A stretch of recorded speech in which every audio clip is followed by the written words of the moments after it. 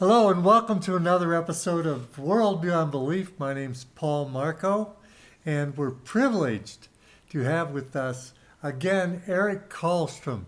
Now, this is really an important interview because he's going to talk about a subject that's, it's off the radar for most people in the world, but it's an incredibly important subject, and it's increasing in importance as time goes by. It's the topic of gang stalking. So here we are with Eric, and we're going to start talking. I'm going to pretty much give him the floor because he's a very experienced lecturer, and he knows how to put together thoughts and run things together. So I'm going to try to stay out of as much as I can, but ask questions that I think you might be wanting to ask. So here we are. Welcome to the World Beyond Belief, Eric. Thank you, Paul. It's always nice to have a chance to visit with you and talk about things that we think are very important. And, yes. And let me just, if you don't mind, I'll just give a little background of myself so that people know where I'm coming from. I got my master's in 1977, University of Wyoming, in physical geography, my PhD in 1981 in physical geography, specializing in soils, landforms, and climate. And then I went on to teach at 3 universities for 30 years. So I went up through the ranks of assistant professor, associate professor, full professor, and left California State University Stanislaus in 2011.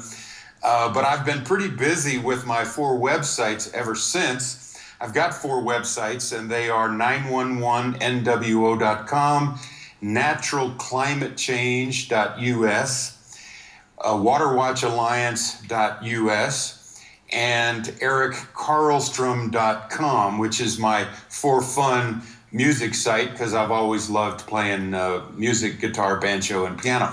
So that one's more or less an attempt at a commercial site. The other 3 are educational sites. They're really meant to be digital libraries of information for people to consult. Now, as I say, I was a professor for 30 years, so I would have published in, professional journals, national and international. So I know how to do research, and I know how to put together thoughts, and I know how to,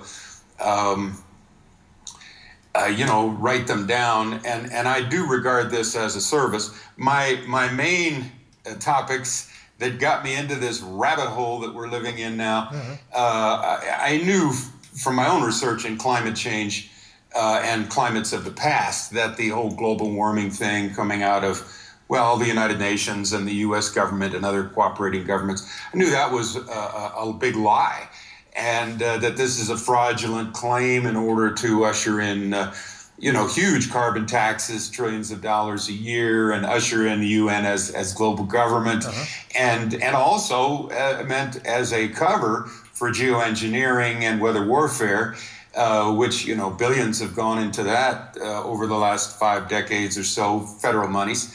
And so all that's on my naturalclimatechange.us website, which is now being updated so that my own professional papers are on there, as well as those of my father and many, many, many PowerPoints from professionals at various conferences, like the International Conference on Climate Change, which was held in 2008 and 2009. My other big topic is 911, another huge government-sponsored fraud. Yeah. And that's what my 911nwo.com website is dedicated to investigating. And that's been going on, that's probably over 11 or 12 years old. I keep updating it. And our last interview, I think, was pretty important. We talked about the 46 plus drills that the Air Force and NATO and the UN and all kinds of cooperating agencies were doing on the day of 9/11 and before, which mimicked exactly the characteristics of the Operation 911. Everything from hijackers and hijacked planes to it's all on my website too. It's on our interview that is posted on your site, and then I've got an article about that as well. Okay, so those are my 2 big entry points to what I would have to call now criminal government. We have criminal government, lawless. Yes. Maybe criminal syndicate or internesting criminal syndicates is an accurate way to look at it. Yeah. Now, just when you think things are bad, then there's gang stalking and or organized gang stalking. Other names for it are counterintelligence stalking, there's a number of names: community stalking, vigilante stalking, in which all kinds of civilian spies are enlisted, often by local police, often by handlers of various kinds, in order to target individuals who are designated as, well, who knows, you can get on these lists in a number of ways to become a targeted individual. Could be that you're a whistleblower. That's very common. In other words, a way to neutralize people and eventually destroy the lives of people who are questioning the system. So perhaps it comes as no surprise then, with my history, I might myself be a targeted individual. And in fact, that's the case. So I can speak from academic research experience, and I can also speak from personal experience on this. And this is a very unsavory topic, because the goal of these community spying networks is to neutralize, discredit, ultimately destroy individuals that the state deems as problematic. So it's really a disposal system for citizens. Now, this becomes outrageous when you consider that the United States government was founded to protect the rights of American citizens and American citizens' private property rights, etc. And now you have elements within the government, including Department of Homeland Security, which was formed right after 9/11, who are coordinating efforts that go right up to the top of our government, come right down to the local police, and indeed, if you research it, in fact, connects with the satanic networks of the world, which are really the underbelly of our world, the Illuminati bloodlines being the top.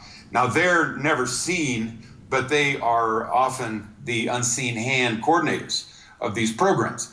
Now, these programs have real legs, these citizen spy programs. And let me just mention for your viewers that it's possible to get an idea of what's going on here simply by watching some movies. There's an excellent movie called The Lives of Others, which really tells the true story of the secret police, the Stasi police in East Germany during the Cold War, when you had an enormous, 1 out of 6 members of the civilian population was enlisted by the state police to spy on other civilians. And again, the targets would include artists and intellectuals and people who are potential problems. Now, in this movie, The Lives of Others, you see a case of that. You see both sides. You see the spies who are monitoring, bugging the apartments of, in this case, the targeted individual is a playwright who's considered dangerous because he's smart and he can write plays. Right. When in fact he's kind of supportive of the East German government, but that doesn't matter. But anyway, so you see it from both sides. And what is fascinating is that the East German Stasi police system really comes out of the Soviet Union Cheka police. Again, the same idea. How does a totalitarian government control things on the street? Well, you have this cooperation between citizen spies, citizen snitches, who are often motivated by a little bit of money, or maybe they're given a break on a criminal charge that the police have against them. In other words, you cooperate with us, we'll cooperate with you. And so you get a whole network, incredibly organized, vertically integrated network in which many citizens, often ex-military, often ex-police, often military, often police, often civilians, often bottom feeders. These would be what we call the perpetrators, who actually are carrying out the gang stalking operations against the TIs, who are the targeted individuals.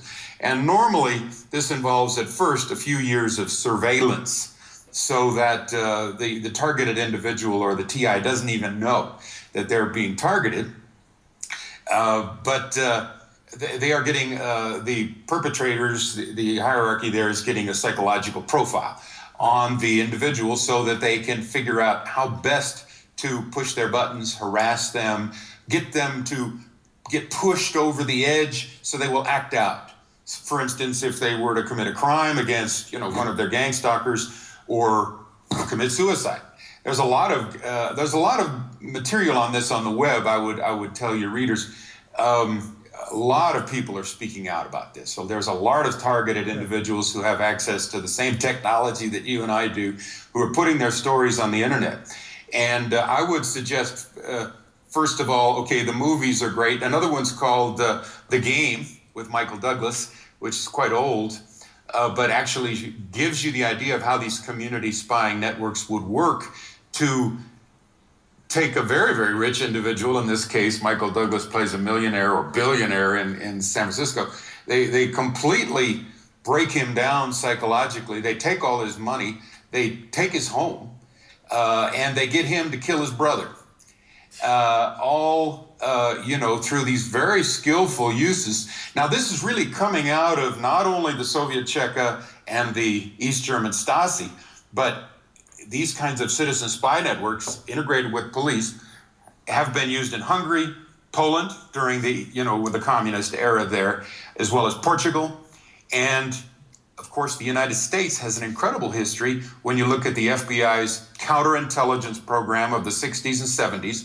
And this is COINTELPRO on steroids. Yeah. And then if you look at the CIA's MK Ultra programs, mind control of the 40s, 50s, 60s, 70s, right on to today. You put these two together, MK Ultra, CIA's MK Ultra, with the FBI's COINTELPRO, with all this new psychological information and hardware. The technology now includes directed energy weapons, sure, or what they call non-lethal weapons, or slow kill, or hands-off torture. So people can be harassed electronically in their own homes. Heart attacks can be induced, and are. People are killed in this program, bottom line. Right. And once you are in the program, apparently wherever you go, if you go, from where I live in Colorado to Pennsylvania, your protocol follows you, and the gang stalking will continue there with the hierarchical structure that is developed there. If you go to Portugal, same thing. The United States government has spent upwards of $1 trillion on these kinds of programs, including Department of Homeland Security, and coordinating the CIA, FBI, local police since 9/11. Upwards of $1 trillion to beef up this super Gestapo, Stasi police state that we live in. Now, most Americans are so propagandized that, perhaps they're not a threat, but the genius, the diabolical genius behind this program is that the people who become perpetrators are also controlled. Sure. So they control not only the perpetrators, but through the perpetrators, they control and try to destroy the lives of the targeted individuals. And this can go on for years. One of the, let me just mention a couple more movies. There's The Game, there's the Lives of Others. I just saw a great movie the other day with Nicolas Cage called Seeking Justice.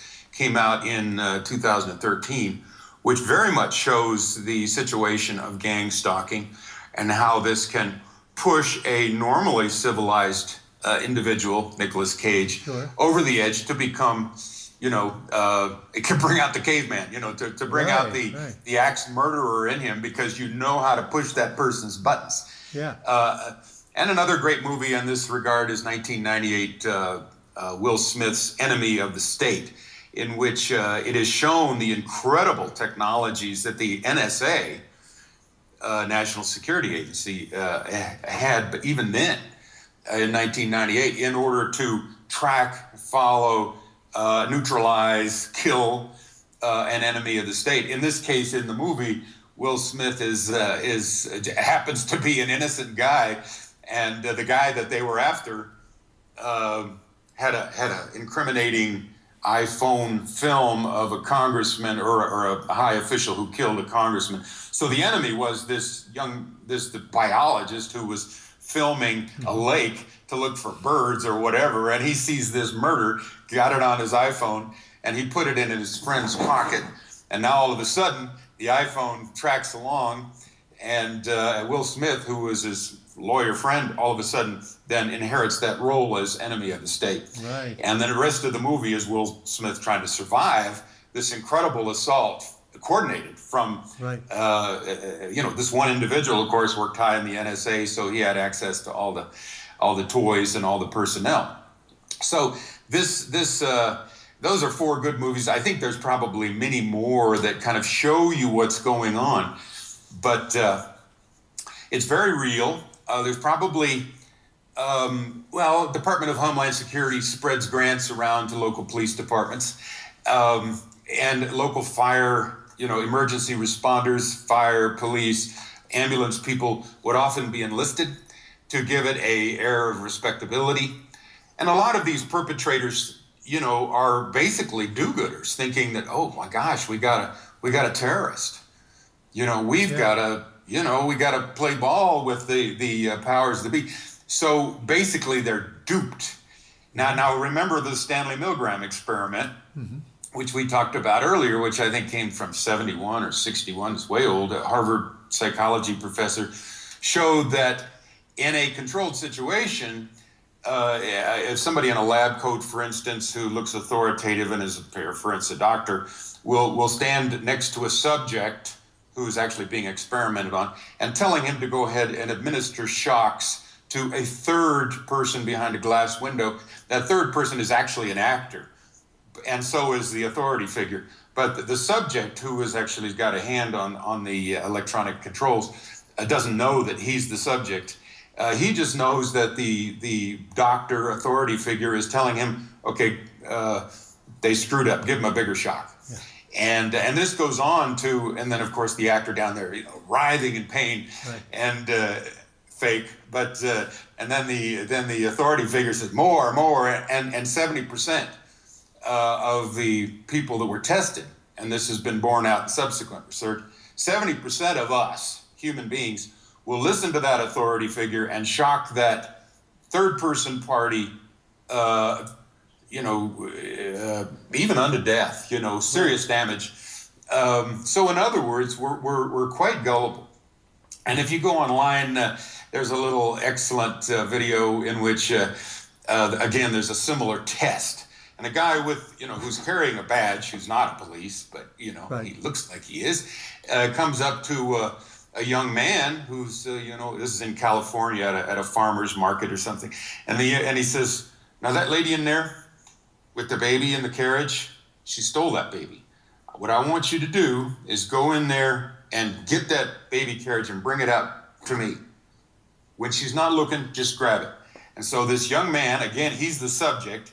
He's got a little kid. He wants to do what's right. The guy with a badge convinces him he's a cop. He pulls this out. Right. And convinces him that she's bad. So he goes in there, he takes out the carriage. Right. And then, of course, the truth comes out, and the woman is just screaming at this actor or this subject who has just taken away her baby. So this is how, at least many people can be co-opted into participating. And ex-military guys, they're team players. I mean, I've been harassed by ex-military guys, but it's usually, lately, it's kind of, in a friendly way, but they're spies. They want to know where you're going. They want to know what you're doing. They're on their cell phones all the time and their iPads. So they're part of this communication network. And I've seen these people, so many of them, with cell phones to their ear, right, as they're operating whatever their orders are. And usually their orders are fairly constrained. Go here, cut off this person in a car, or follow that person in a car, or in the case of a grocery store, mob that person with 8 or 10 people and say this and that. They're usually scripted. Yeah. An excellent website that people can go on to learn about this is called fightgangstalking.com. Fightgangstalking.com. And the guy who put together this website has been on both sides of it. He's been at the surveillance and perpetrator side, and he's been at the victim or TI, targeted individual side. It's very, very helpful. So if you want to get one site where you get the information, and of course, if you are a targeted individual, this information is life or death. Sure. Because if you don't know what's happening, you literally can be driven to suicide, as many have. Right. Or to act out. And again, why they want to get you to act out is so they can arrest you or put you in an institution. And since the institution and the police are in on it, generally speaking, you're better off not going to the police, and you're better off not going to a psychologist, because once they get you institutionalized, then they can throw away the key. Right. So that's part of it. So this is a very, very integrated system. Our Department of Homeland Security has a budget of upwards of 40 to 60 billion a year, has 225,000 employees, and this is all post 911. Right. And they're sprinkling around these grants, like our little tiny Saguache County here, I think got a $60,000 grant. And now we have a SWAT team, population 6,000 in a 3,000 square acre county, and we've got a SWAT team. And that's one of our commissioners is always going to the Department of Homeland Security meetings to stay on the same page, because he wants to be a good doobie. Sure. And he's too stupid to know what's going on. And I hate to, use those words, but I have a little bit of resentment here. And then another one of our public servant commissioners is going off to meet with all these representatives who want to sell the county on drones. Oh yeah, they'll do lots of good things like help map agricultural fields, And of course, this is what they use in Afghanistan and Iraq as surveillance and as weapons, So what can happen then is that these drones can be turned back against the American citizenry. Sure. And what we've seen is again a criminal government defining the citizenry of America as enemy. Right. Obviously, the government has put itself in the position of enemy. And if American people could possibly wake up and put these people in jail, we know who's behind 911. Right. We know who's behind the global warming fraud. Right. And we know who's behind the gang stalking up to the point of the bloodline Illuminati. And we know them, the Rockefellers. Right. I mean, these people should be locked away. I think give them their own continent, Antarctica, myself. Right. give them a cigarette lighter and a sleeping bag and put them there. That's the only way, because these people are so rich and powerful. But let me just go through and show you how much is underneath this. I've put out a little gang stalking primer and gang stalking action packet, and I put up this information in our little town of Crestone, which has an enormous number of gang stalkers, by the way, for a town of 1,500. But they come from everywhere. You see people with New Mexico plates or elsewhere. So they come in, they're part of a network, they get a phone call, go do this, fairly tightly scripted. That guy in that truck, do this. And then leave or whatever. So let me just give you a couple of the definitions that are on my gang stalking packet. Gang stalking refers to the intense, long-term, unconstitutional, it's illegal, unconstitutional, and immoral, breaks 2 of the 10 commandments, and that is, thou shalt not bear false witness against your neighbor, because they're always saying, well, this targeted individual is a pedophile, or he's a terrorist, or something, to get these dumb do-gooders, or just zombies, because I think some of these perpetrators, in fact, are mind control victims. That's how they pull them in. So it's long-term unconstitutional surveillance and harassment of a person who has been designated as a target by someone associated with America's security industry. Official domestic counterintelligence operations of this type are perpetrated by federal agents and private contractors, sometimes with the support of state and local law enforcement personnel. The goal in the parlance of counterintelligence agents is to, quote, subvert or neutralize an individual deemed to be an enemy or potential enemy of clients or members of the security state. Arguably, the most accurate term for this form of harassment is counterintelligence stalking. The major perpetrators of organized stalking in the U.S. are the FBI, the Department of Homeland Security, U.S. military counterintelligence agencies, state and local law enforcement agency, intelligence units, I'll say that again, state and local law enforcement intelligence units, or LEIU, LEUs, and private security contractors.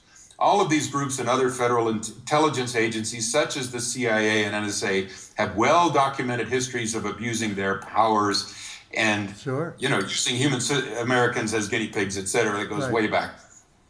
Okay, then citizen spies are also called surveillance role players.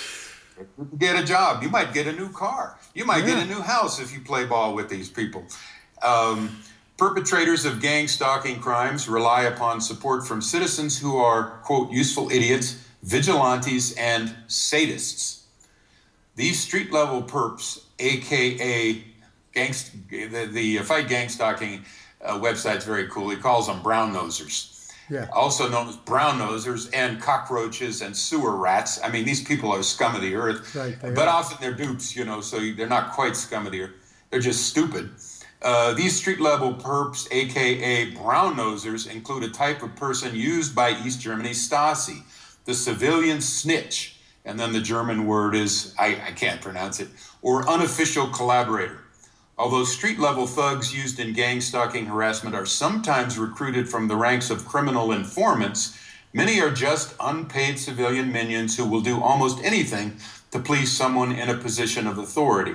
For example, under the guise of assisting a, quote, neighborhood watch program or an investigation. Now, right after 911, we had all these little signs come up around Crestone, the neighborhood watch with the big eye. And now we're supposed to be on the lookout for terrorists, right, in our community of 1,500.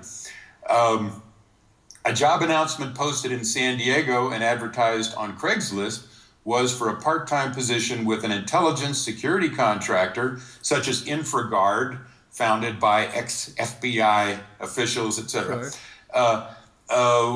This part-time position with an intelligence security contracting firm, in other words, a private firm, for, quote, a surveillance role player.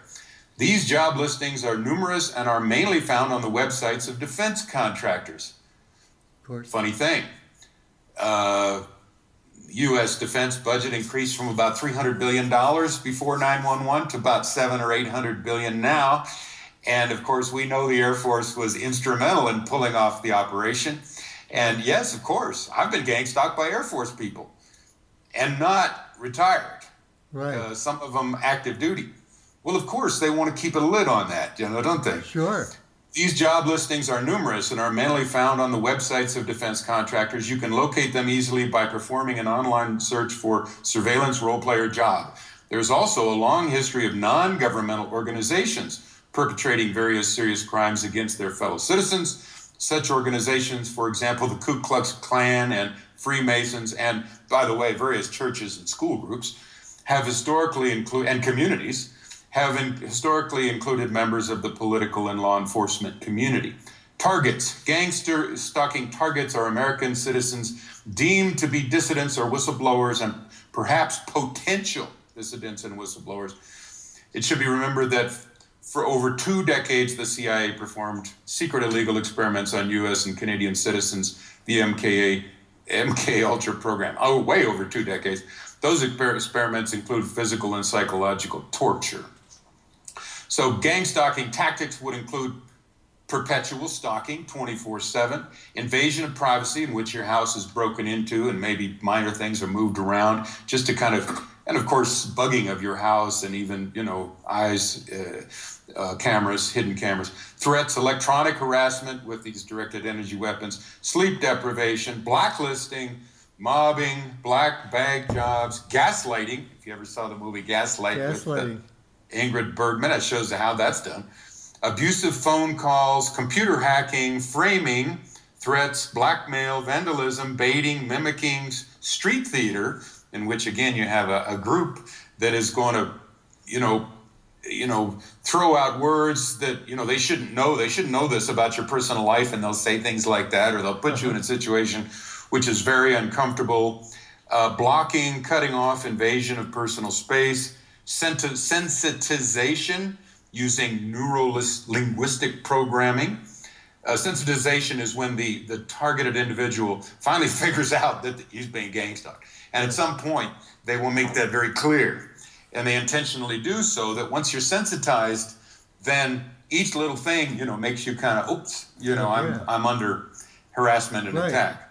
So that's the point of that. Noise harassment, high technology noise harassment, hypersound, and very high technology noise harassment, the voice of God weapons, which are the V2K, voice to skull, which was figured out by the CIA and the MK Ultra back in 1976. So 40 years we've had this V2K, voice to skull, voice of God weapon. We've used it elsewhere in the world, in Afghanistan and Iraq. We've used it in cults, or the CIA has used it in cults, to get these Manchurian channelers. Yeah. Like Elizabeth Cady over at Fendhorn, who's channeling all these books, and probably Helen Schuckman at Columbia, who channeled psychology professor who channeled what's the name of the Course in Miracles? Course in Miracles, yeah. Okay, so gang stalking is criminal. It's unconstitutional. Americans need to recall that we own this country. Here's what another sign I put up in Little Crestone: don't be a gang stalking dupe, because some of my neighbors, I know these people. I see them driving up and down the road, with 5 miles an hour flashing light on top of a kind of a citizen fire department volunteer, and a local police volunteer. They're thinking they're doing good things, They're believing that, their neighbor is some kind of pedophile or terrorist, or maybe they didn't do their laundry appropriately or whatever. So it is a criminal felony in all 50 states. Every one of these people should be locked up in jail. That's including our local police who are organizing it or taking grants from Department of Homeland Security. And I took these little figures off of fightgangstalking.com. I think maybe you can see them. This kind of shows the components of the gang stalking system. Very Nazi-oriented. America's post-constitutional law enforcement paradigm. Here's the Constitution being burned. Here's Nazis invading Poland. Here's a Nazi doing Sig Heil, blind obedience to authority. The National Security Agency, the CIA, LEIU, Law Enforcement Intelligence Unit, and they think they're really cool because they're cooperating, with the CIA. And now they get to play spy versus spy against the bad guy, see? And the bad guy is their local neighbor. Right. These guys are just scum, East German Stasi. Now there's the U.S. military counterintelligence agent. A lot of retirees will jump into this, as I say.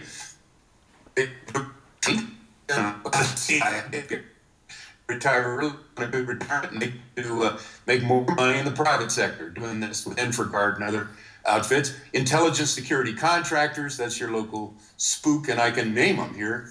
There's the target, that's you, and there's when they miss the target.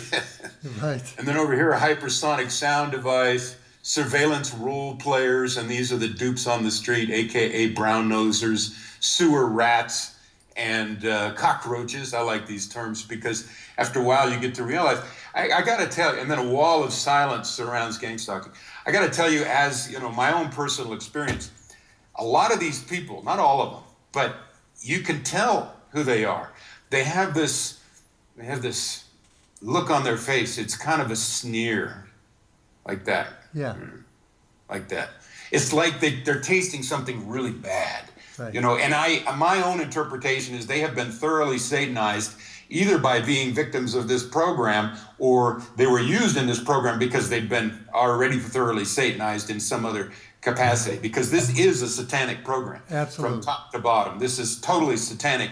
And of course, it is also one of the best books. Let me put this again, another guy, AK Forwood, probably probably a pseudonym, but it's called Gang Stalking and Mind Control, the Destruction of Society Through Community Spying Networks. This guy has been on both ends of it too. I think he's deceased at the moment. I think he was killed a couple of years ago. But you can get this book short on Lulu. And this tells you the satanic nature of it. Also tells you the practical nature of it, how to fight back. Fight gang stalking also gives you tips on how to fight back. For instance, if you're in a situation where you're being gang stalked and you know it, just go up to the individual, according to fightgangstalking.com, smile and say, I read that all gang stalkers are brown nosers. Do you think that's true? And then, they're tightly scripted, so yeah. They're going to go, And then you say, scripted, well, it's just a theory, and then you walk off. In other words, that's all you say to these people. In other words, that at least gives you, the satisfaction of letting them know that you know what's going on, right. And then it's not wrecking your life, Right. I've digressed from that strip myself, when I've known that I'm being gang stalked and said different things. I've even handed out some of this literature to them. Did you hear about gang stalking? Here's a great bumper sticker, says fightgangstalking.com. Right. Look up this website. I know these people are, were called up to harass me. And so I just go right up to them, and because again, they're fairly tightly scripted. Here's an example off of the Fight Gang Stalking website. Public safety notice, gang stalking. This should be in every community in America. I think it's probably much worse in big cities because easier to flood the place with gang stalkers. It says this neighborhood has ongoing gang stalking activity known as organized stalking. The crime is not related to street gangs. Rather, it involves illegal surveillance and harassment of targeted individuals by multiple perpetrators, or called perps or brown nosers, working together. Often the stalking is done for vengeance or to silence potential whistleblowers. Perpetrators who manage organized stalking operations are usually associated with private security intelligence firms, or they are corrupt members or former members of the law enforcement community or criminal informants. Tactics include threats and abusive comments, breaking into the victim's residence, slander, lying about the victim, harassment by noise, et cetera, et cetera.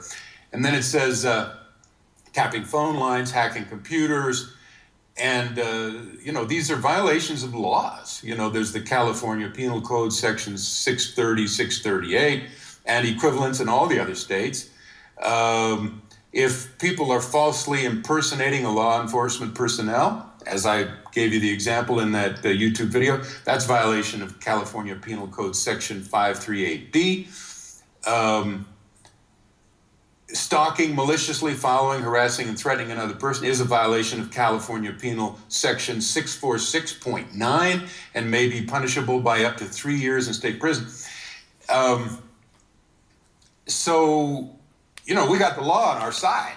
You're right. But the problem is that the law enforcement people are on the other side. Right, that's right. Let me just give you a few of the resources that I have in my own library to try and stay sane and stay alive. This again, Gang Stalking and Mind Control, this short, this is great. He says a secret underground lurks throughout society, a sophisticated network of secret policing units that are cropping up in every community. It is made up of people from all walks of life who are operating as a fascist secret police force against all freedom-loving citizens of the Western world. They pretend to be serving a good cause, but they are creating terror in our neighborhoods and destroying lives one person at a time. The secret network is not only used for targeting individuals with systematic harassment, but those within it are often involved in sexual exploitation, blackmail, satanism, and mind control. And I've even heard this guy saying this is connected to the white slavery industry and the pedophile industry and the porn industry as well. 1978, the private sector, George O'Toole, rent-a-cops, private spies, and the police industrial complex, 1978. He said half of the million police in the United States in 1978 had not sworn to uphold the Constitution or defend Americans. In other words, they're private contractors. That's 1978. And then protectors of privilege, by Frank Donner, Red Squads and Police Repression in Urban America. These are mostly recommended on the fightgangstalking.com website. LA Secret Police inside the LAPD Elite Spy Network.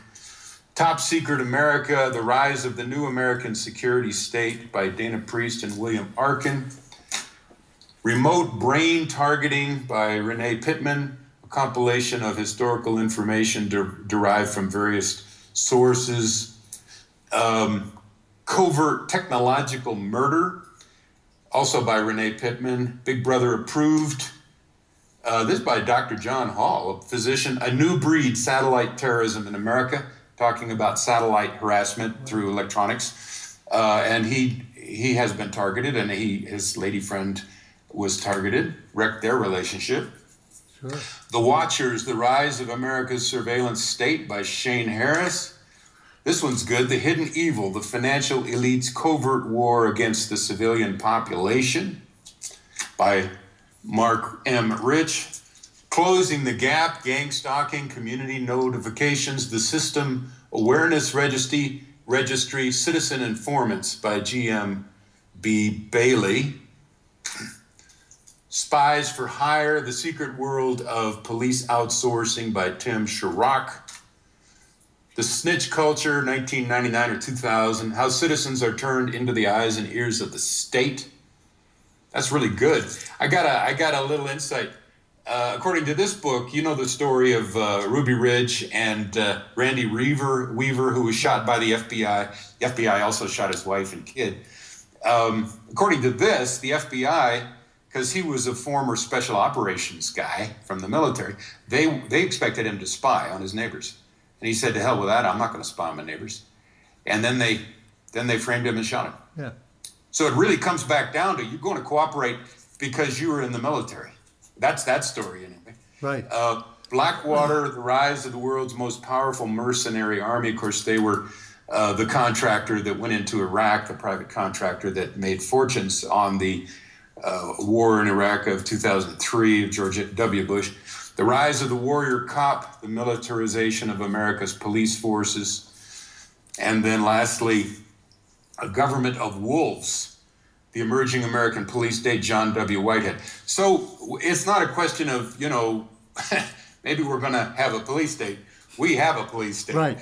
And now the question is, what can we do about it to defend ourselves? So I think I'll stop there. I've given you kind of the outline of it. And again, there's a heck of a lot more information about this on the 7 posts that I have on my 911nwo.com website. So for your listeners who want to research this for free, I'm not charging anything. I'm trying to educate people.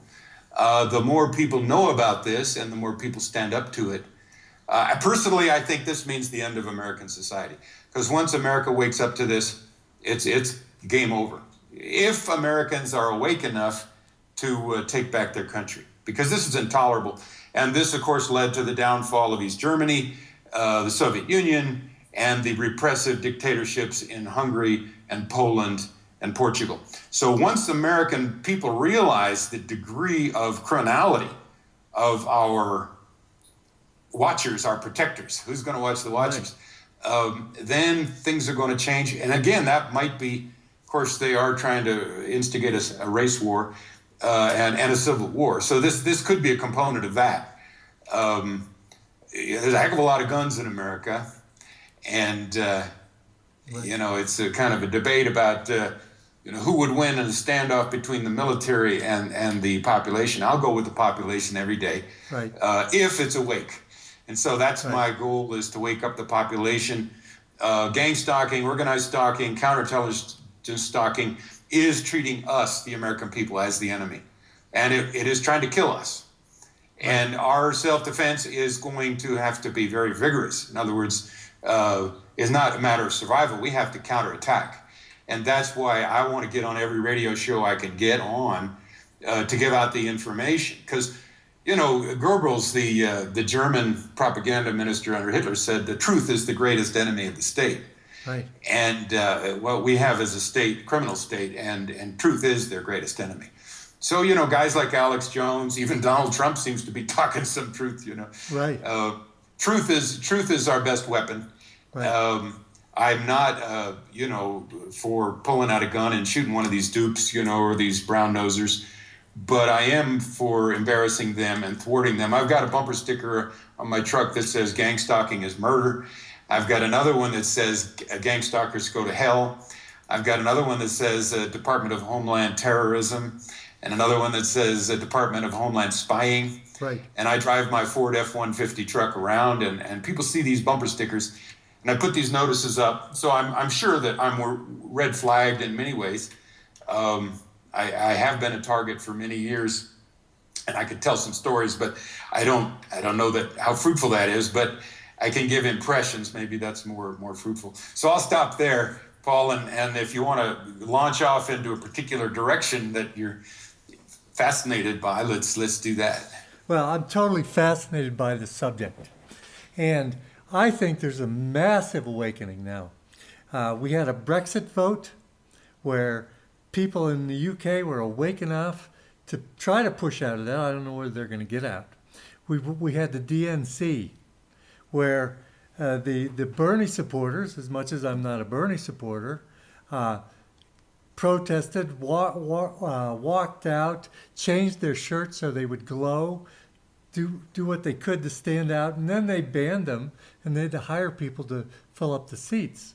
So I think we are in a great awakening, especially in the Western culture, and I think your idea of a counterattack is the only way to go. I read a quote the other day that no campaign has ever been won on the defense. You've got to have the offense, and I think Bernie supporters, as much as I'm not a Bernie supporter, they did take the offense, and I think when people find out about this gang stalking, I mean, we used to look at Cuba, and everybody used to say that 1 out of 3 Cubans is working for the government, watching everybody else. And then we have the social justice warriors who are patrolling our language, cutting down the words that we can use because they might be offensive. I mean, the whole thing is ganging up on logical, rational people. And I think what's happening is we're waking up and moving back. And I think knowing about gang stalking has got to be the next step because they're doing it to a vast percentage of us. And the people they're not doing it to are probably working for them. So what do we really need to know, other than the fact that it's a government-wide program, it's on all different levels, individual security agencies are working for it, and they're spying on us. If we could get to the people who are doing it, who are unwittingly duped into doing this, go ahead. Absolutely, and that's one of the reasons why I have, you after a while you get kind of bored with the whole thing, and you think, well, I'll try this and I'll try that, Right. And you have to kind of take the offensive a little bit. So I would go up and hand out a leaflet, that gang stalking is going on in our community, and of course I'll nail these around our town too. Usually come down in several days, but then I go back 2 weeks later and put it up again, and I'm sure that this has ruffled some feathers, including the local police. However, again, what they're doing is illegal, unconstitutional, immoral, and, lawsuits need to happen. Right. Individuals need to be identified, named, and lawsuits need to happen. Now, I have sent my gang stalking action pack to our local county commissioners. I have written letters on this, not complaining about my own situation, but complaining about this phenomenon. And I've gone to some of our local county commissioners' meetings, and I intend to go to some more. This was the recommendation of one of the guys who did a nice YouTube on this. And he's saying, yeah, this is coming from Department of Homeland Security grants to your local county Right. and your local police force, and to at least a large extent. And yes, they are using the local first responders, and yes, they are getting money for it. And if you have a poor county like Saguache County where I live, you know, they're always attracted. By the way, I had this little cut, I guess I showed you, no big deal. But I went to a community clinic in Alamosa yesterday, and because they're government funded, I could not believe the number of questions that were asked of me that had nothing to do with my cut. Whoa. So Like this is what has happened with these government grants infiltrating. Now we have the federalization, dictatorship really, of the local and community and state level. And really this is what we're fighting. A criminal federal government with tentacles into all branches. Now, that said, it's not always just the government. It's a private individual with means could target an individual with this technology, because there are so many private contractors out there. They just get on the phone and say, okay, take him out or take her out or discredit him or whatever. And, you know, Maurice Strong, we've talked about, is the guy who wrote Agenda 21 for the United Nations, presided over the Rio Earth Summit of, 1992 and 2012, Rio Plus 20, and wants to redesign the whole world's economy with Agenda 21, Agenda for the 21st Century, now called Agenda 2030, in which you get this vertical integration between the upper levels up to the UN and down to the local community level. That's local Agenda 21. So you could say that there's a lot of overlap between what's going on here and Agenda 21, and that the gang stalking might be a way to enforce this Agenda 21. Now, of course, global warming is just the centerpiece of that bogus political restructuring, which involves, you know, vast depopulation of the world's population and deindustrialization of the industrial countries, the pouring of Europe and America, et cetera. This is the goal, and lots of statements by Maurice Strong and others prove that. Isn't it our, you know, to save the earth, isn't it our responsibility to destroy the industrial economies? I mean, and this guy doesn't have a high school diploma. He doesn't know squat about science. He doesn't know squat about global warming. He doesn't know squat about climate change. But he does have a communist political agenda, which is wrapped in an environmental religion. And of course, we're in Crestone here, where we have many, many different religions and cults. Well, a guy like Maurice Strong, who actually in the 70s was with Canadian International Development Agency, CEDA, had a whole network of spies in Africa, top to bottom. And he's a protege of the Rockefellers and the Rothschilds. So here's one guy, billionaire through gas and oil and water and all kinds of robber baron kind of shenanigans, start a company here, you know, bankrupt it there, make money here, blah, blah, blah. Using the environmental movement as a front for this political agenda of one world government, basically. He could do it. And if the man is still alive, he might have every incentive to you know, throw out a $500,000 and say, get Eric Karlstrom, because he's got a website about, it's called Water Watch Alliance, and it's all about the water issues in the San Luis Valley. And by golly, Maurice Strong and his American Water Development Incorporated tried to take that water, this guy from Canada, take that water and make $1 billion by selling it over to Denver. Well, we're into a level of lawlessness here that most people can't even conceive. These Rockefellers, Rothschilds, Maurice Strong, this strata, committee of 300, believe they're completely above the law. And they've made it stick, you know. So it could be a private individual that is, you know, wanting to target certain individuals. But bottom line, it's global. Since 9/11, the CIA, the FBI, the local police, all the intelligence agencies, the alphabet soup, 19 of them or whatever, the walls have come down. And now we have these fusion centers and this huge Utah data center over near Salt Lake City, where all of our emails and all of our phone calls are stored. And this stuff can be coordinated. And some people envision that, you know, hey, in a few years, this whole program could be administrated by one guy on his workstation, you know, with computers and directed energy weapons, you know. So I don't know that we have all that much time to expose this and get people held accountable with lawsuits and publicizing. You know, these people that write these books, they're pretty brave. They get themselves out there. But that's what we need. We need people to stand up and say, right. This is America. We have a constitution. Right. You're breaking all the laws, and you go to jail for Right. doing that. Now, I read, and the blacks are heavily targeted. I did a little interview with Deanna Spingola in which I mentioned gang stalking, and I got some letters from, I think it was a lady, no, it didn't sign it, out of Sacramento, signed it Black Lives Matter. And she said, you know, our community is heavily targeted with gang stalking, blacks. Well, of course, if you want to institute a race war, Right. You've got to control it. Target the blacks, and they've always targeted blacks for mind control because they're deemed more expendable. The CIA has targeted blacks right from the beginning with the Tuskegee syphilis experiments, right. et cetera. You know, I mean, you know, we're supposed to have this race war with the blacks, but what I see is that a lot of the blacks have woken up a lot more than the whites, right. because they have been targeted for longer.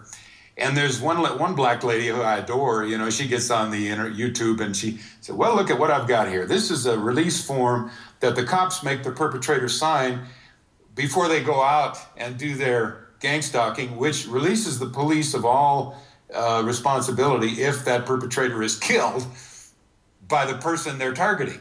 Well, of course, this is to drive people crazy. Right. So a certain percentage are going to fight back and kill or harm their stalkers. And so now you have a form that this lady found, I think is in Pennsylvania, in which the police department is actually getting their perpetrators to sign this release form saying that if you're hurt, we're not responsible. Now, I guess I could use the word chicken shit. You know, these people are, you know, I mean, obviously they're following, you know, orders. They're following, all these things are hierarchical. Right. There's a script, you know, do this, do this, do this, and you get some money. But, you know, and make them sign this and make them sign that. But it's so outrageous that you'd think people would wake up. You know? Well, it doesn't. You see, I think everybody thinks that if I'm not doing anything wrong, I don't have to worry about anything. And right. Boy, that's as effective as the old calling someone a conspiracy theorist. Because when you say, well, I'm not doing anything wrong, you know, it's people like Paul Marco and Eric Karlstrom that are targeted because they're trying to disrupt the whole government. Well, it's not. It's you're being surveilled all the time. There's no privacy now. And if you start deviating from the general line of thinking, you're going to be looked at and targeted. I think, Eric, could you try to bring it home to the average person? You're an average guy. Well, you're a highly educated average academician who's decided to do something very courageous. And I'm sure you thought about it a lot before you got into this. How did this happen to you? You know, what I want to do, I want to try to make it so they could see that we're no different than they are. Yeah? And this happens to normal people. Can you give us a story or how this... Give you my story. Well, yeah, that's good. I think my story is, I don't really understand my story completely. But I grew up in the DC area, and my dad and my uncle were very close. Both worked for the U.S. government. Okay. One with the CIA, and my dad with the U.S. Geological Survey. Yeah. Okay. I would have been born in 1949 and grown up during the 50s. Okay, what was going on in 1949 in the 50s? Allen Dulles was the head of the CIA. Right. And I did a long extended piece on my website about Allen Dulles, kind of the rest of the story. And Allen Dulles, who was a Wall Street lawyer, along with his brother John Foster Dulles, bragged that he controlled President Eisenhower. And I'm sure he did. Yes. And so what you had is you had Wall Street, which, of course, Rockefeller, it's really the Rockefeller, Harriman, Bush, Dulles faction that controlled not only American policy, but all these coups all over the world during the 50s and 60s and 70s, et cetera, and right to the present. So we have this push towards one world government that's coming out of Wall Street, connected to the City of London, and the Nazis come out of that nexus, because this nexus of Wall Street and the City of London, the international bankers, created the Soviet Union with the Bolshevik Revolution and presided over that hellish nightmare state. Their people did for 70 years. They also created Nazis, the Nazi as an occult group, in order, again, to foment wars that are very profitable, etc. But more than that, to bring in the Superman. Right.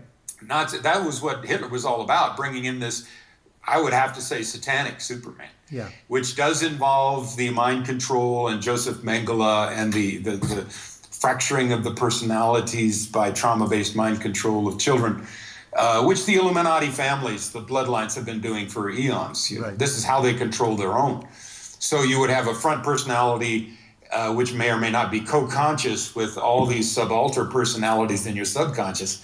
And then if they need a super soldier, or need a beautiful woman to seduce somebody, or to somebody to gather information with a photographic memory, these subalterns have been programmed and can be triggered by handlers.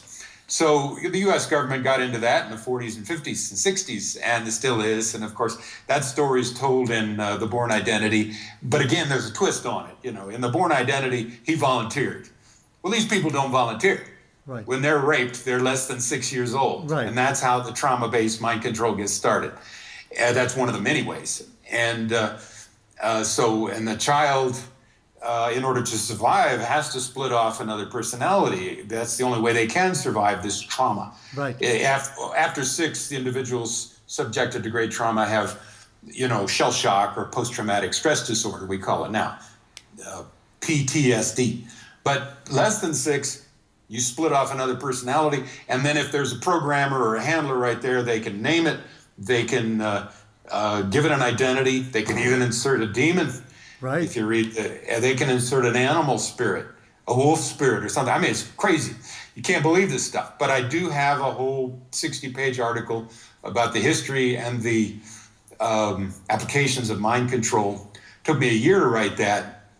And after I finished that and posted it, I knew that Satan exists. Yes. Before that, I was sort of agnostic. But this sort of activity could not be done without an extremely malevolent spirit or spirits involved. Human beings would not do this to each other under normal conditions. I agree. So anyway,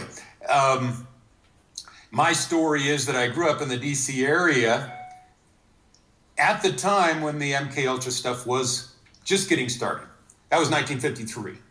I don't know, between 0 and 6, most people have fuzzy memories. I don't think I was a subject. Right. But my uncle was in the CIA, and those were the relatives of the children and the relatives of military and intelligence people were the ones who then became the rock stars over in Laurel Canyon. Sure. That's the story that Dave McGowan told. Most of these kids would have been subject to this kind of mind control abuse training, and then would have been made famous and used for a while. And then if their programming starts to go haywire, like maybe Jimi Hendrix did at the age of 27, and maybe Jim Morrison at 27, and Tim Buckley at 31, and then Cass Elliot, she had to go for whatever reason. Right. So a lot of these people died early after they had a meteoric rise to fame, supported by the whole military intelligence, press, media, entertainment industry.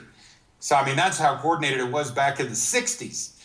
Right. It's very coordinated now. So anyway, my story is I come out of that. We moved to Arizona when I was in high school because Dad was going to help map the moon because he was a geologist. And then I, tried to live a normal life, went through college, became a professor. And as far as I can tell, I'm, fairly highly functioning. But and when the gang stalking started, I think maybe some of the powers that be did not want me to get my PhD or finish my master's. Oh, back that far? Yeah, back in the 70s. And I think that it was considered by some people in the intelligence community that it would not be a good idea if I went into this field. In other words, that is how controlled At least parts of our environment are. And, I could tell you story after story about, being denied tenure here, not actually denied tenure, but an attempt, and being kind of squeezed out of this university because my father and I were there together, maybe considered too strong a power block, because we actually understood climate change between the two of us. He put in a whole career on it, and so did I. And, I was eased out of Northern Arizona University, this kind of thing. And I can tell you all the story. I don't know if I'll ever get around to writing it, but it's not a happy one. Is an early harassment. That's 86. Right. And then in the 90s, same thing at Cal State University. Well, I'm not a bad professor, so for whatever reason, I was being targeted even within the university. Right. But I persevered. And then after leaving, and then experiences at the university told me I'm being watched. And then after leaving, it's gotten, anywhere I go, could be North Carolina, could be Texas, wherever I go, there's going to be some evidence of that kind of coordinated activity. Not always hostile, sometimes just watching, sometimes just, a honey trap. Pretty girl over here with a guy, a good old boy from Texas in a truck over here watching, Right. And she's the bait, and I'm supposed to, fall for it and blah, blah, blah. These kinds of setups, not uncommon. And I probably give you half a dozen of those over the last 4 years, all of which seem to have, this guy in the background watching. Right. So and sometimes military out of Albuquerque, because a lot of this is coming from ex-military, SAIC. I mean, these are the guys that did 911. Right. These are the guys that did the directed energy weapons that brought down 911. Well, yeah, they've got every incentive to squash legitimate queries about 911, especially from an academic who can actually understand perhaps what happened. Yes. And in 2002, you asked me about, my experience. In 2002, I wrote a 50-page paper, academic style, reflections on the origins of 911, 3 scenarios. And first scenario, Osama bin Laden did it. Right. Easy to disprove that. Second scenario, it's blowback. We've done so many bad things over in the Middle East that they finally got ticked off and they attacked us. Right. You can easily disprove that. The Muslims didn't have much to do with it. Right. It was mostly the third, which is that it's an inside job. And then the nuance to that is we have various fifth column groups in America that have commandeered our highest levels of military and government. So, yes, America did it. Yes, American service people did it. But who controls America? Right. And then, of course, that's a big part of my website. Who controls America? And that also is fairly easy to demonstrate. And you got your Nazis and you got your international bankers for sure. And, you've got the Wall Street connection and you've got the Illuminati bloodlines and all those things, America is not controlled by its own citizens anymore. And so therefore, with these lies, they have to keep us in the dark with all these lies. 911 was done by Osama bin Laden, or in a few years later it's Saddam Hussein, or a few years later now it's Saudi Arabia. Oh, that's bullshit. I mean, sorry, the United States government or the highest levels were integrally involved. Likewise, the global warming thing, easy to disprove. So in terms of my own experience, things have ramped up in the last, since I retired in 2011. And during the last several months, I think directed energy weapons have been applied to me in my home. And I've been sick as a dog, all of a sudden with, multiple symptoms that don't make sense, and I'm flat on my back and can't water the plants, So things that don't make sense. Well, that does make sense if you consider that, there's a standard progression there's a sequence that occurs with targeted individuals, and you eventually work up to being assaulted with directed energy weapons, And so this is standard, and you get quotes from other people, you read books, and you realize that a lot of us are being subject to the same kinds of, it's a program. You can call it the program. Right. And you can say that who's directing it is the cult. Right. And it is a satanic cult. So it is vertically integrated right from street level to the highest Illuminati bloodlines. Right. And it is satanic. And it is a way not only to control the targeted individuals, but also the perps. Right. Because they will also be threatened. If you don't do this right, you could be targeted. Right. And you're So it's a total control system. This is Orwell and Brave New World coming true in a dystopian tyranny in the greatest country the world's ever seen, a free country, supposedly the United States of America. And your biggest crime is the fact that you're bright, articulate, and can do research. Yeah, and then I put it out there. Like I say, when I wrote this paper in 2002, Reflections on the Origins of 911, there was a big debate. Should I put my name on it or not? Right. Because there was so much fear at that time, most people didn't. But I decided I'm going to put my name on it because it gives it more impact. Right, it does. It said Dr. Eric T. Karlstrom, Department of Geography, California State University, Stanislaus. Right. This is who I am. This is where I'm from. I've been a professor X number of years.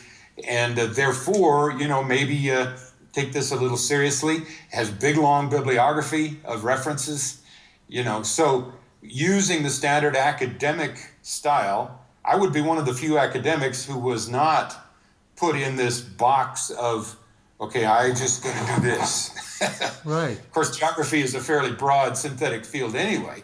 And they even say geography is what geographers do. And it can be human geography, it can be physical geography, and it can bleed over from one to the next. Sure. So in that sense, I had a lot of, quote, latitude Right. to move towards the political realm. Because we have political geographers, we have economic geographers, we have, cultural geographers. I'm a physical geographer, but I've moved into these realms because I think it's critical. Our government can't be, it's scaring people with terrorism. Deception and terrorism is, you go back to the Old Testament. That's how you control people, deception Right. and terror. And there's nothing new about it. That's what they did in the Soviet Union. That's what they did the Nazis, and go right on back through history.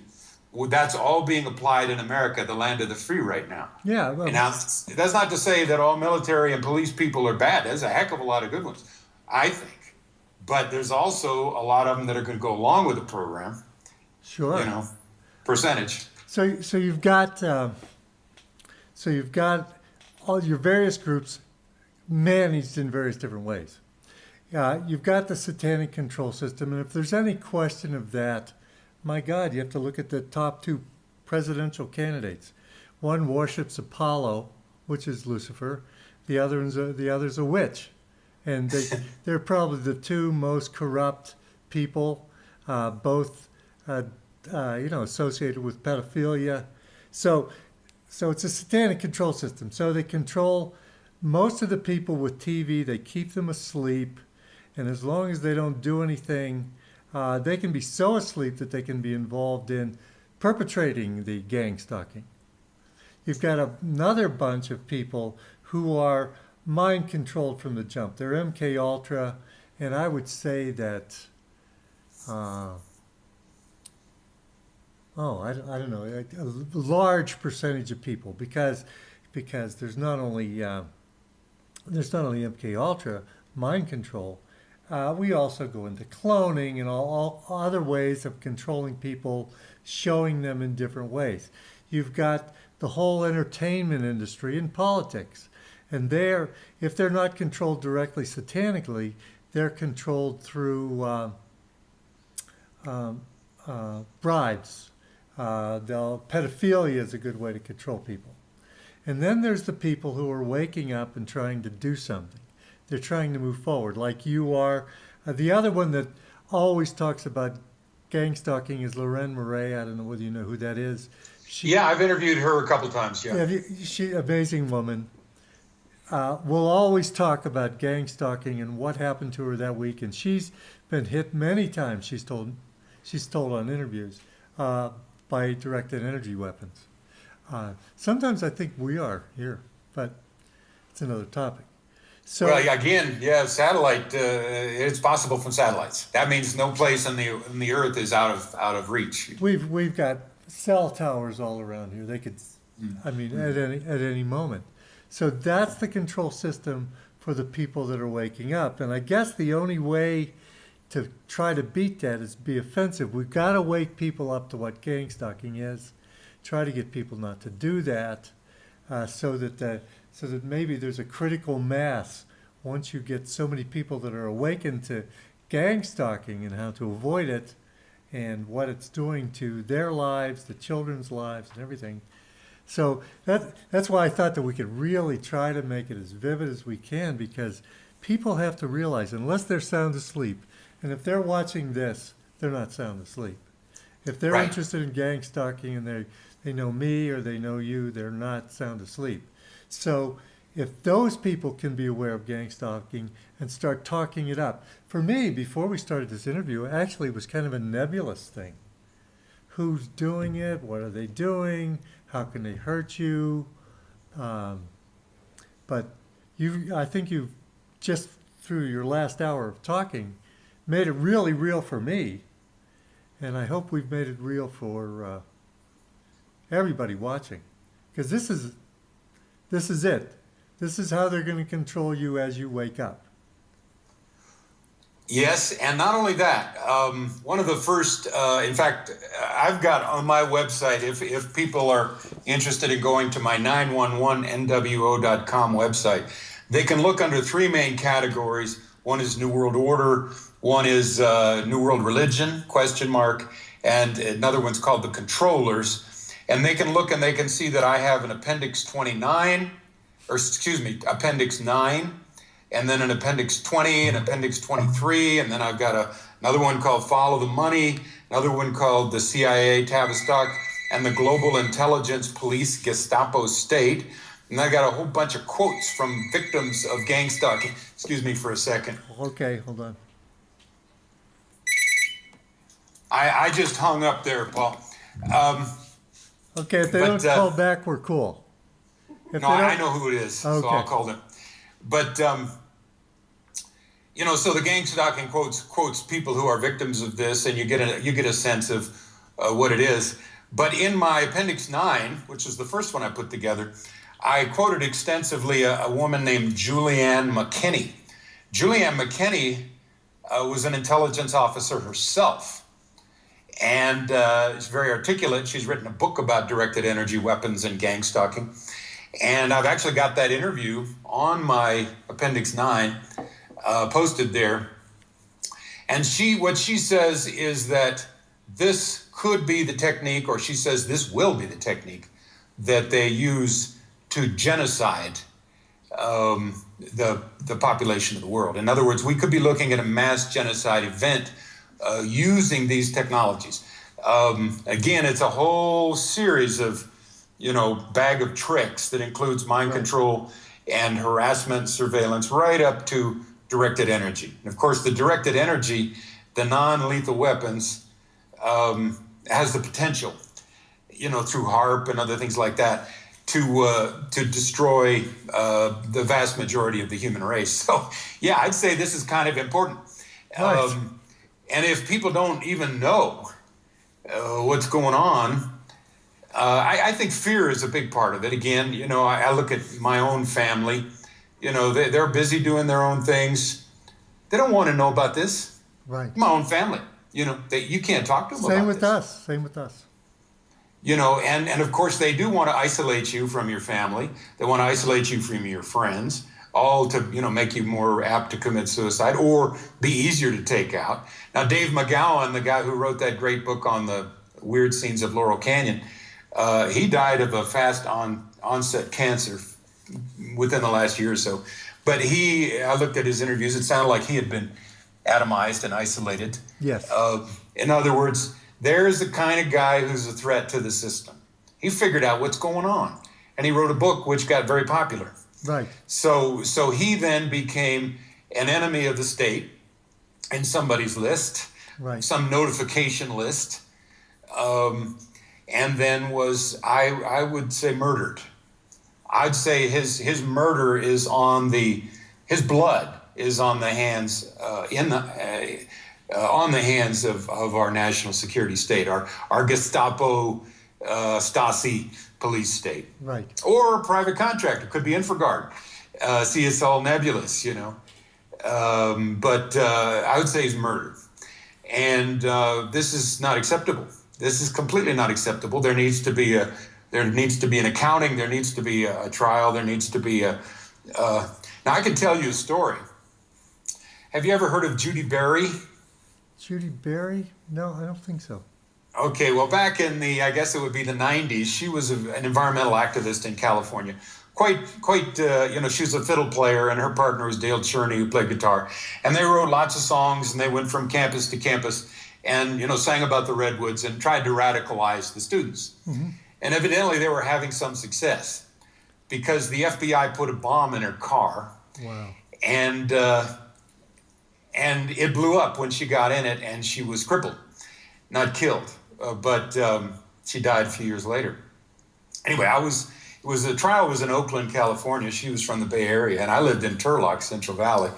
So I went to her trial one day, and there were the FBI guys at the front, suits, flat top haircuts, look, perfect Nazi types. And Judy Berry's, she's pretty obnoxious, in your face. She's, but they killed her, they bombed her. Right. And those guys, I think they got away with it, because they had the good lawyers. So again, FBI took out 28 Black Panthers in the 60s with the COINTELPRO. Right. It's 28-0. FBI 28, Black Panthers 0. Right. Well, it was doing this kind of setup thing, doing these dirty tricks against individuals to neutralize them and eventually kill them. Right. So this program has legs in our country that goes way back, 100 years. But the idea that a citizen becomes inconvenient and the state's going to take them out, totally unacceptable, illegal, unconstitutional, and immoral. Right. And these are elected officials, many of whom swear to uphold the Constitution. That's right. So they're lying bastards, Right. The ones who are involved. You've got Hillary is just in the last 2 months, I think it was June, July, took out 5 people who were writing things about her past. Right. I mean, it still happens right now. I mean, they just send them out and they're gone. Yeah, there's a big trail of bodies beyond the Clintons and certainly the Bushes. Right. Because they're all ganged up, the Bushes and the Clintons. But yeah, this is huge. We're dealing with a mafioso. I got wise to this pretty quick. I was in the D.C. area when John F. Kennedy was shot. I was 14. And I would glance at the, Washington Post and read about such and such a witness who was going to testify tomorrow, died in a car wreck or, had a heart attack or whatever. It was about 50 bodies that and you even if you're 14, you figure out there's a pattern there. Right. In other words, this was a mafia-style hit too. And now the cover-up, Right. And these are coups, the JFK coup and the 9/11 coup. These are incremental takeovers of the United States. Right. Let me mention another thing. You mentioned gaslighting, and gaslighting is an amazing phenomenon. That's where you try to convince somebody that they're crazy. And the reason I think that this is important, I think that, I know from the feedback that a lot of people are waking up. They come to Pinecone Utopia, our site, and they can get some information from you, other interviews or things that I've said. And as they awaken, they're going to realize that the mainstream media and mainstream thought is going to try to gaslight them. Now, gaslight them, try to make them think that they're crazy. Well, first of all, they'll call them a conspiracy theorist, which is, that's a well-designed term started by the CIA under Hoover, the Kennedy administration, to make people who disagreed with the normal way seem like they're nuts. But that's the whole role of mainstream media in terms of the awakening community, to try to convince our families, our kids, that we're crazy because we're waking up. It's a gaslighting function. I would even consider it gang stalking at a media level to try to make us less credible. But it's an amazing thing that's happening now. So we're all, go ahead. Aaron. Yeah, and in that regard, I mean, I've done a lot of writing about the New World Religion, and a whole series on my 911nwo.com site entitled "Is Crestone Baca Where I Live?" Right. Founded more or less by Maurice Strong and his wife, these international figures. Is Crestone Baca the Vatican City of the New World Order, an expose of the New World Religion? Well, we've got like over 30 spiritual groups, from all over the world. Right. We're kind of an interfaith utopia, if you will. Right. But basically, I went through, part 1 through, I think, 12 now, and then some 30 appendices. I think part 4 or 5, I think it's part 5, it talks about some of the think tanks and what they did in the 40s, 50s, 60s, and 70s. One of them was the Macy conferences, the Mind Machine conferences set up by Gregory Bateson, who's an anthropologist out of Britain who worked with the CIA during World War II. He married Margaret Mead, another anthropologist, and it was a very small interdisciplinary group that did these famous Macy conferences. But basically, Gregory Bateson's goal was to figure out how to produce symptoms that mimicked schizophrenia. In other words, how to make people look crazy through external circumstances and behavior that is not crazy, but would make the public or the press or the police or whatever. So just as you say, there's been an enormous amount of attention given to our media system and our propaganda system, how to drive people crazy or make it seem like they're crazy or crazy enough so that they're discredited. So I'm totally agreeing with your point. And that these psychological techniques are embedded into our government media system. And I'm sure they have a certain amount of success in driving a certain percentage of people crazy, because things are crazy out there, yeah. I would imagine that's what social media is for. Yeah. Find out how successful they are, how many people are crazy now. But there's something that they're really censoring social media now. So maybe that role is becoming less important. If I wanted to know what was going on, I'd want to let the social media go and I'd watch it. I might try to control it one way or another, but I certainly wouldn't shut it down because I want to know where guys like Erik Carlson and Paul Marco are. Now they're even shutting that down. So I don't know whether that's a change in their strategy to gaslight us all, or I guess they're just shutting off our access to people. Yeah, I'm not on social media per se. I don't have Facebook. I don't have a cell phone. I don't have anything like that. But of course, I have my websites.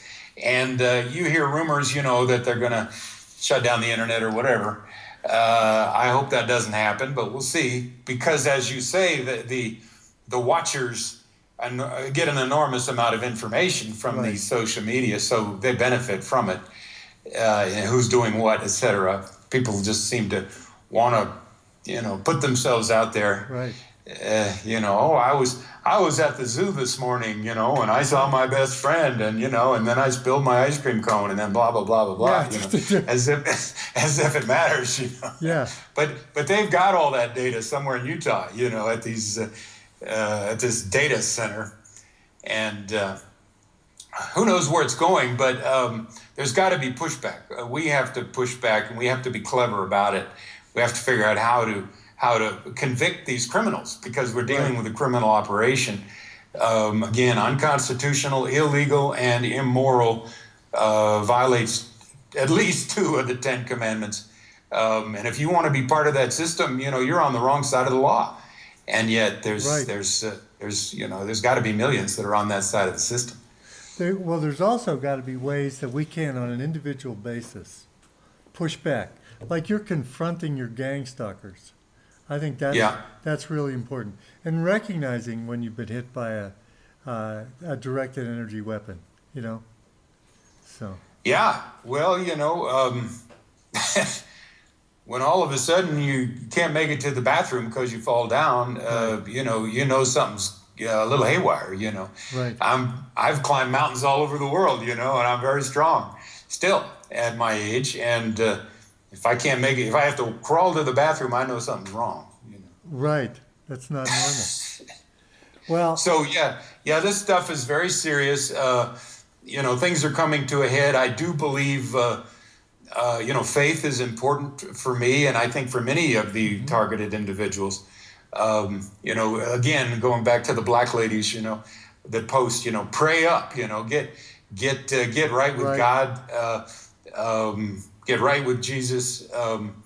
You're really hanging on against some very powerful and formidable and malevolent forces. Right. So you've got to have something.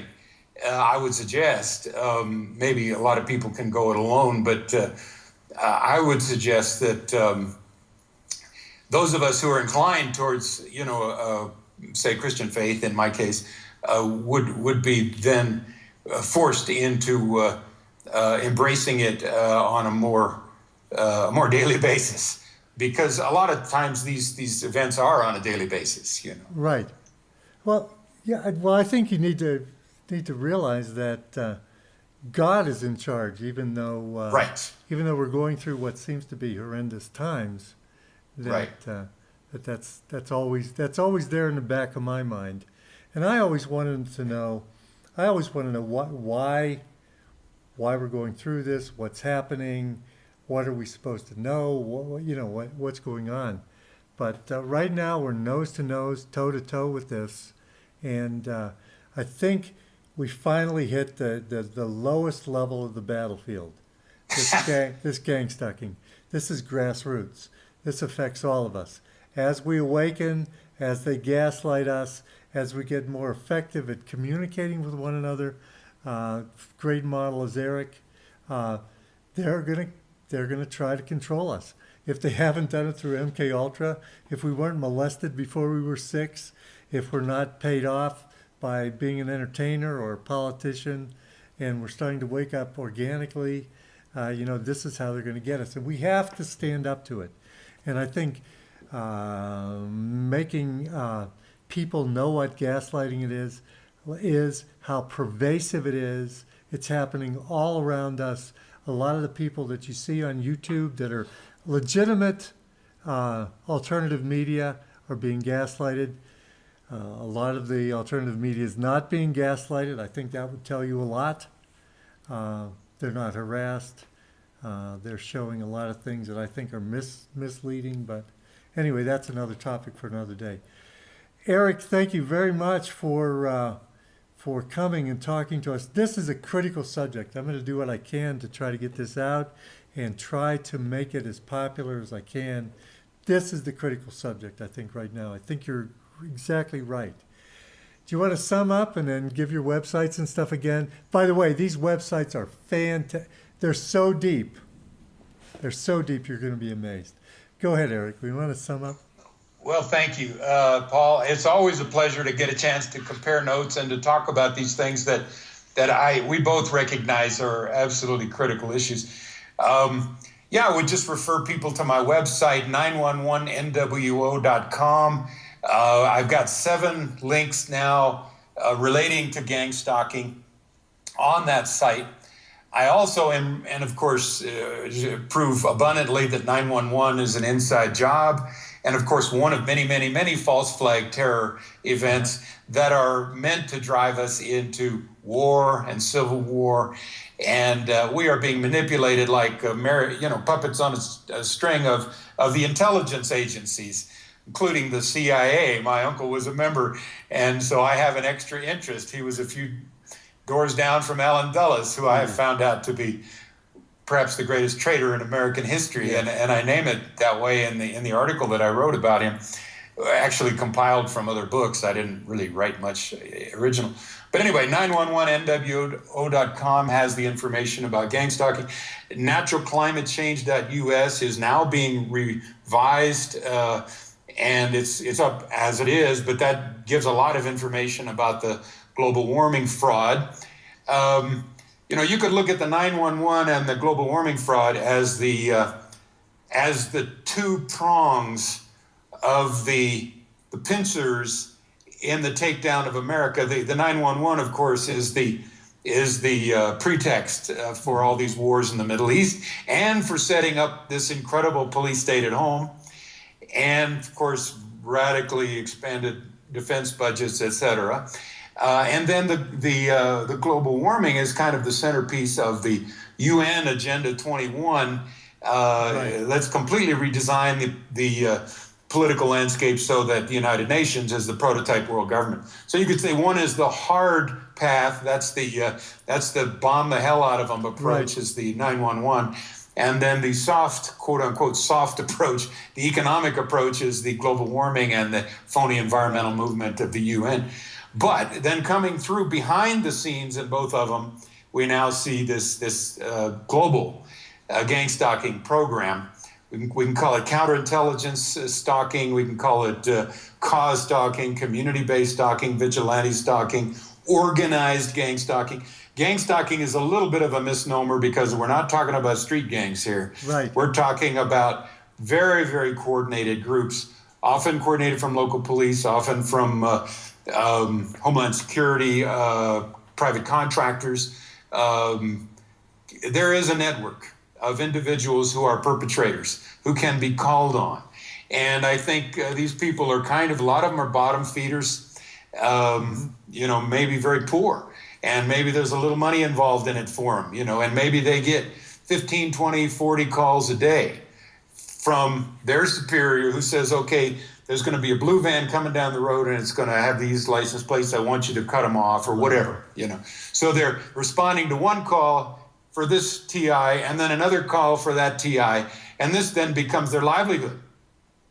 These perpetrators are brown noses. And then, of course, there are the people that are coordinating this. And the very, very, very top, according to Forwood on his excellent little book here, called Gang Stalking and Mind Control, at the very top we have the Illuminati, bloodline, Satanist families who are kind of behind the whole thing to give us a self-policing fascist totalitarian state. So we police ourselves. So people like Paul Marco and Eric Karlstrom don't venture out into these limbs, because it's too dangerous. Because if I do that, then, I could pay this price. So that would be where a lot of people are in America right now. It's like, I don't want to get involved because I don't want to be, I don't want anything bad to happen to me. Right. So this insular protective shell goes up. And I think that we're arguing that that's maybe counterproductive. We can see why people do it. Right. But people need to get a little more community minded and realize that what's happening in our communities is they're being people are being driven out of communities. I can tell you quite a few that have been driven out of Crestone. And I can give you quotes from people here. People are afraid to come out of their homes, one guy said. And he was a spy from back east. Well, guess what? Gang stalking would do that, wouldn't it? Sure it would. Drive you back into your home because that's the only place where you think you're safe. Right. And then, of course, if the directed energy weapons come, then you're not safe there either. That's right. So anyway, so this is a huge topic. I really appreciate you helping me get the word out. And again, anytime we can go deeper into this rabbit hole, I'll be glad to talk, in a certain amount of time to get another, talk about some of this other information that I have on the website. But anyway, I really appreciate your being willing and able to jump in on this issue, because I think it is of global significance. There's nowhere to hide. That's right. Yeah. There's nowhere to hide. That's I like to end it like that, because there is nowhere to hide. You can stay in your home. It's still happening. You've got to get out and do something. Yeah, and I think you have to be offensive. So thank you very much, Eric. It's been wonderful.